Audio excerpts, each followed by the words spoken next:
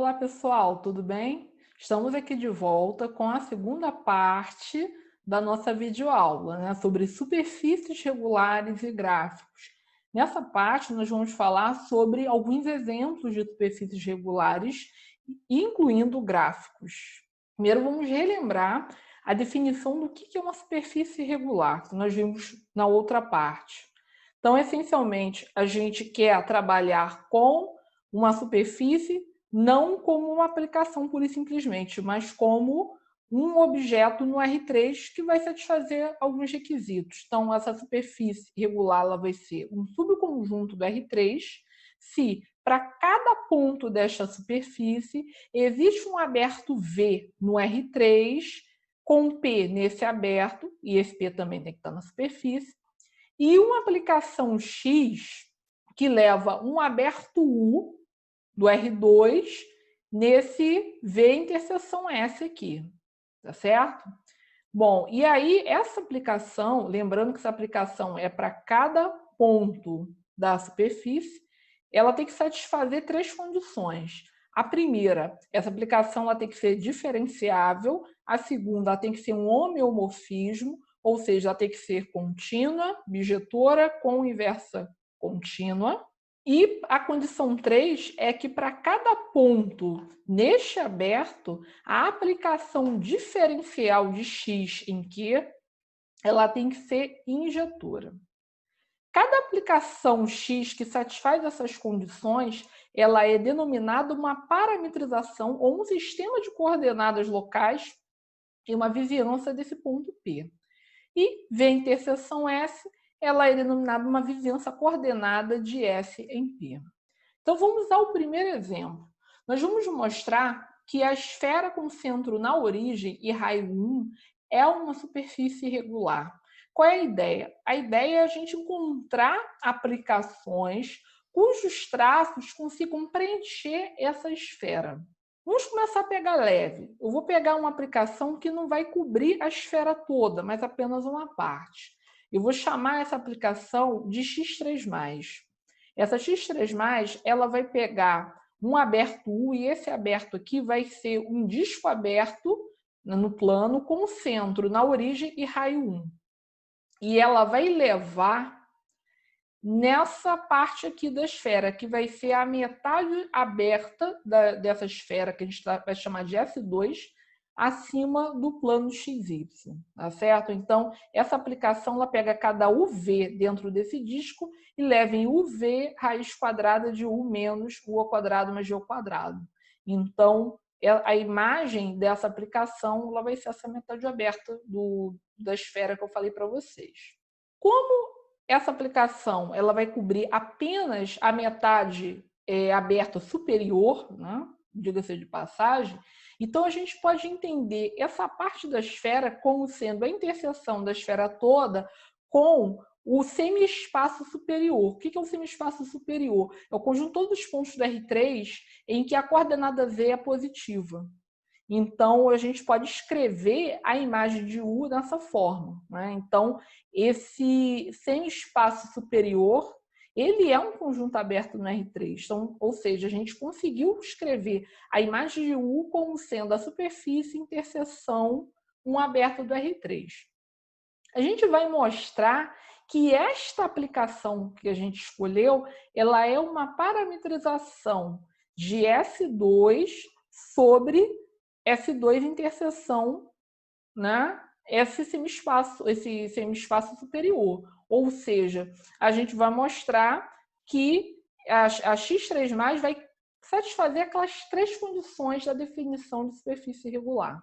Vamos começar das mais fáceis, da condição 1 e da condição 3. A condição 1 é só conseguir concluir que X3+ é diferenciável. Vamos olhar para as funções coordenadas da X3+. Repare que a primeira coordenada é U, então a gente não vai ter problemas. A segunda coordenada é V, também não vai ter problemas. A mais interessante é essa que envolve a raiz quadrada. Então, o que a gente sabe de diferenciabilidade em termos de derivadas parciais de funções desse tipo é que ela só daria algum tipo de problema se o que está dentro da raiz se anulasse em algum ponto. Agora, uma coisa que é interessante, que a gente só está pegando pontos U e V dentro de um disco aberto, né, do tipo U ao quadrado mais G ao quadrado menor que 1. Então, como U ao quadrado mais G ao quadrado menor que 1, o que está dentro da raiz sempre vai ser positivo. Então, na prática, no conjunto aberto U no qual nós estamos trabalhando, que é esse disco aberto que eu falei para vocês, essa função ela vai ter derivadas parciais de todas as ordens e contínuas ainda por cima. As outras não vai ter problema, que são funções polinomiais, tem sempre derivadas parciais contínuas de todas as ordens. Ou seja, a gente consegue garantir com as condições dadas que as três coordenadas, as três funções coordenadas, elas são classe sem infinito, né? Elas têm derivadas parciais contínuas de todas as ordens. Logo, essa aplicação x3+, ela é diferenciável. Agora vamos falar da aplicação diferencial, que é aquela aplicação que leva vetores tangentes em Q e vetores tangentes em x de Q. O que a gente vai fazer? A gente vai pegar um ponto qualquer naquele aberto U que a gente está trabalhando, que é aquele disco aberto. Esse ponto eu vou chamar de U0, V0. O que eu vou fazer?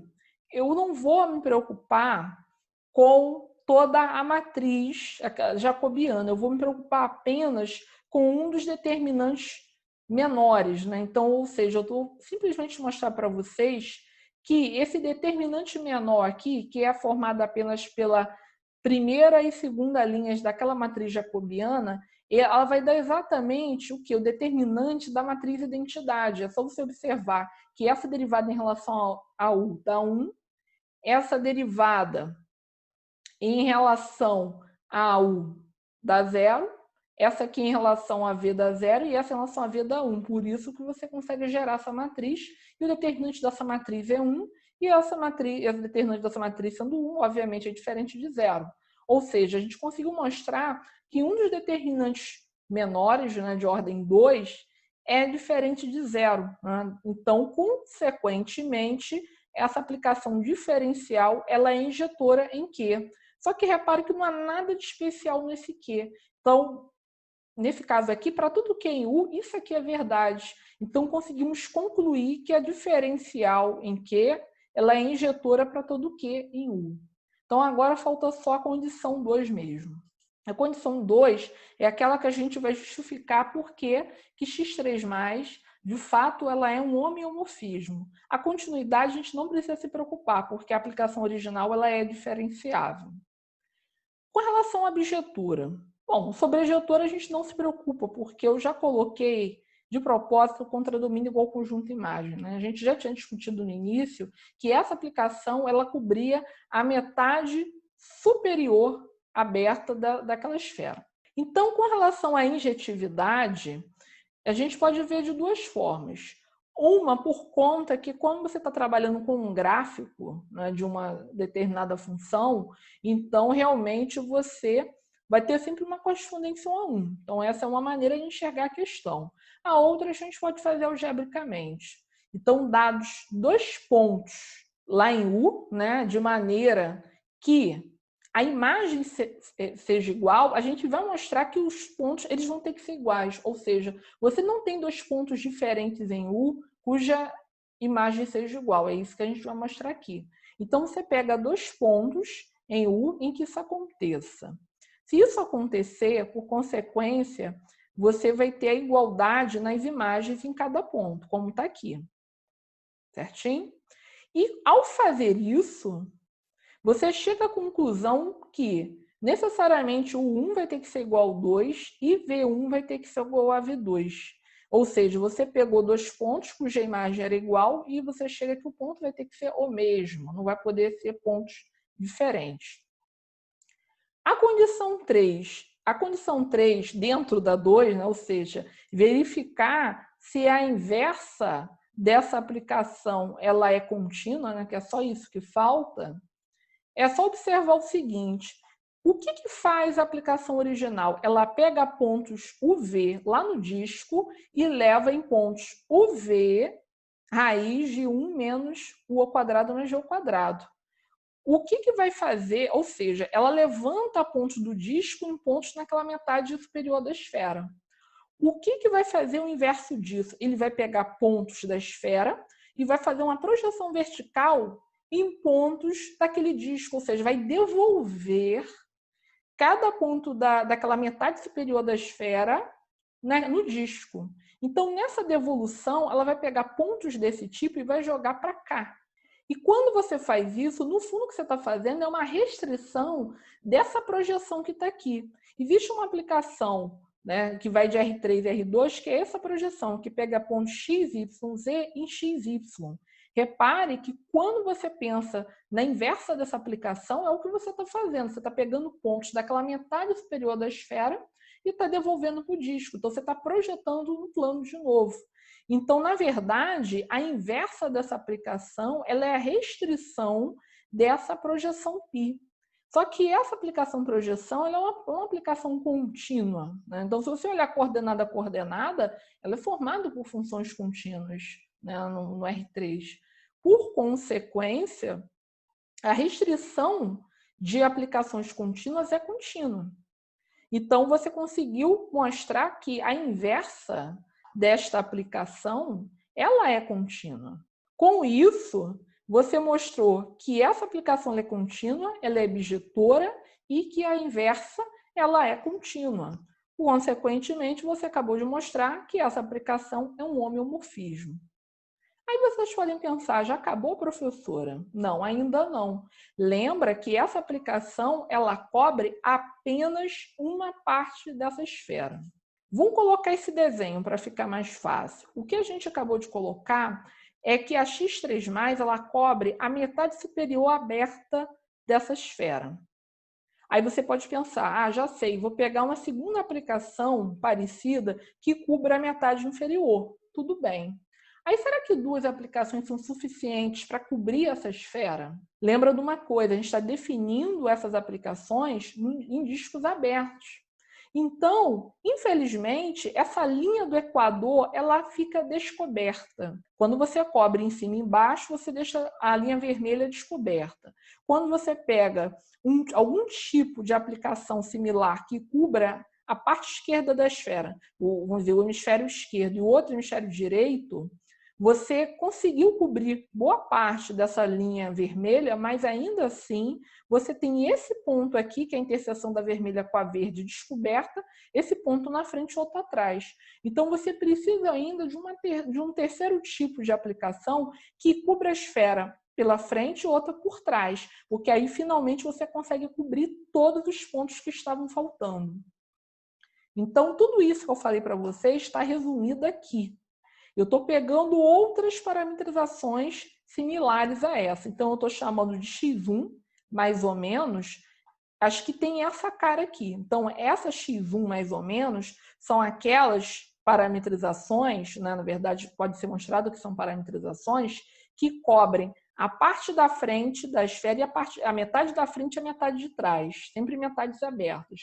O x2, mais ou menos, ele vai cobrir a parte da direita, né? O mais cobre a direita e o menos a esquerda. E o x3 mais ou menos? O x3+ já foi apresentado, que cobre a metade superior. E a x3- cobre a metade inferior. Então, você acaba precisando de 6 parametrizações similares para poder cobrir a esfera. E por quê? E é claro que aqui estão, né, os semi-espaços do R3 que a gente está definindo. E por que eu não vou perder tempo mostrando uma por uma que é de fato uma parametrização? Repare que a diferença de uma para outra é muito sutil, é a menos de uma mudança na ordem das coordenadas. Mas eu estou colocando como domínio sempre o mesmo aberto U, que é aquele disco aberto de centro na origem, raio 1, lá no plano UV. E a gente aqui no esquema, né, a gente já conseguiu, né, ter uma ideia que essas 6 parametrizações conseguem cobrir a esfera toda. Então, foi o que eu coloquei no slide anterior. Então, lembra, a gente não pode só parar da parametrização x3+, porque ela não cobria a esfera toda. A gente precisou depois encontrar outras que fazem um papel similar e que tinham as mesmas características. Então, o conjunto dessas 6 parametrizações consegue cobrir a esfera toda. E aí sim a gente conseguiu concluir que não ficou nenhum ponto dessa esfera descoberto. E todas são cobertas com essas parametrizações, e com isso a gente garante que S2 é uma superfície irregular. Aí vocês podem pensar, gente, eu vou ter essa trabalheira toda para toda a superfície que eu estiver trabalhando? Bom, primeiro eu quero colocar algumas coisas para vocês. Com relação à esfera, a gente optou por cobrir a esfera usando gráficos de funções. Então, com gráficos de funções, realmente você tem um pouquinho mais de trabalho. Agora, você poderia cobrir a esfera de outras formas. No material que vocês estão estudando essa semana, vocês vão ver que vocês podem cobrir a esfera, por exemplo, com coordenadas geográficas, que essencialmente são aquelas coordenadas esféricas que vocês já estudaram no curso de cálculo 3. Então, a partir dali, você consegue também cobrir uma esfera. E aí lá você só vai precisar de 2 parametrizações, não vai precisar de 6. E existem também outras formas de cobrir a esfera que vocês vão ver em outras aulas. O que eu quero colocar para vocês é que, na verdade, depende muito da característica da superfície que vocês vão trabalhar. Eu digo para vocês que a gente vai, a partir de hoje, mas também nas próximas aulas, estudar alguns atalhos, ou seja, vai ter superfície que você não vai ter esse trabalho de mostrar que ela é regular usando a definição. Por exemplo, essa superfície daqui, a gente vai ver na aula que vem uma forma muito mais simples de mostrar que ela é irregular. Só que eu não vou contar agora para não estragar a surpresa. Eu vou mostrar agora uma proposição que ela não serve para a esfera, mas ela vai servir para superfícies que elas são cobertas com um único gráfico. Então, para a esfera não serve porque um único gráfico não é suficiente para cobrir a esfera. Você viu que nesse caso você precisou de 6. Mas para superfícies que é um gráfico só, já resolve. Tá? Então, vou apresentar a vocês essa proposição que vai simplificar muito a vida. Se f é uma função diferenciável de classe sem finita, definido num aberto do R2, então o seu gráfico, né, que é o conjunto de todos os pontos UV, f de UV, onde UV pertence a esse aberto U, é uma superfície irregular. Então, antes de provar, o que eu estou colocando para vocês? Se você tem uma superfície que é gráfico de uma função definida no aberto e essa função ela seja de classe sem infinito, você não precisa perder o seu tempo em provar todas aquelas 3 condições para mostrar que essa superfície é uma superfície regular. Basta usar essa proposição. Então, o que eu vou fazer? Eu vou ter o trabalho por vocês. Eu vou mostrar que uma superfície nessas condições é uma superfície regular, então aqui eu ainda vou ter o trabalho de usar a definição de superfície regular, mas uma vez usada, depois a gente vai só aplicar esse resultado. Vamos à prova. Denote por f o gráfico dessa função f que a gente está colocando aqui. E considere esta aplicação x. O que é a aplicação x? Ela é definida no mesmo aberto da função f. Só que a imagem vai estar no gráfico. O gráfico, repare, é a superfície toda. Então, o S, que é igual a S interseção R3, é a superfície toda. Então, esse X, o que ela vai fazer? Ele vai pegar cada ponto UV e vai levar exatamente nos pontos do gráfico. UV, F de UV. Vamos mostrar que X é uma parametrização de S, ou seja, vamos estudar aquelas 3 condições, lá da definição de superfície irregular. Sobre a condição U1, é a condição de diferenciabilidade. Como f é diferenciável de classe sem infinito, é claro que essa função coordenada tem derivadas parciais contínuas de todas as ordens. E o mesmo vai acontecer com o IV. Logo, o x é diferenciável em U. Então, esse foi bem rápido. Sobre a condição 3, que é aquela condição que envolve a diferencial de x em Q. O que a gente tem? Para cada Q em U, eu vou construir a matriz jacobiana de x em Q. Lembrando que a matriz jacobiana de x em Q é a representante da diferencial de x em Q. Então, vou calcular essas derivadas parciais quando você calcula essa derivada parcial em relação ao u da 1, essa aqui em relação ao u da 0 e essa aqui da derivada parcial de f em u no ponto Q, porque tudo isso está sendo calculado no ponto Q. Agora, quando eu calculo as derivadas parciais em relação a v, vai dar 0, 1, e derivada parcial de f em relação a v naquele ponto Q. Então, a matriz jacobiana está aqui. Agora, eu vou observar o determinante dessa matriz menor aqui, que é formada por 1, 0, 0, 1. Então, o determinante dessa matriz é 1. Isso é diferente de 0. Consequentemente, você tem que essa diferencial ela vai ser injetora para cada Q em U, porque isso que eu fiz serve para todo Q em U. Então, a condição 3 está aprovada. Falta só a 2. Com relação à continuidade de x, não há o que se preocupar. É claro que se é diferenciável, é contínuo. Com relação ao fato de x ser bijetora, né, sobre essa imagem, também eu não me preocupo. Lembra qual é a ação do x? Ela vai pegar pontos UV no aberto U e vai levar em pontos UV, F de UV, aqui nessa superfície, que é o gráfico. O que faz? Repare que quando você volta exatamente no mesmo lugar. Então, na verdade, essa correspondência é 1 a 1 entre pontos de U e pontos do gráfico. Então, a bijetividade é bem tranquila. Com relação à inversa, a gente tem que saber se essa aplicação inversa ela é contínua. Lembra que essa aplicação inversa vai pegar pontos do gráfico e vai devolver para o V. Ela vai projetar verticalmente aqui.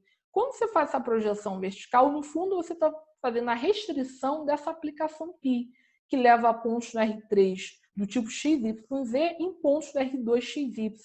Então, como essa aplicação projeção ela é contínua no R3 e x-1, ou seja, a inversa do x, ela é a restrição de π, no caso a S, você tem por consequência que essa inversa de x ela vai ser contínua. Com isso, com essas três condições dentro da condição 2, você consegue mostrar que x é um homeomorfismo.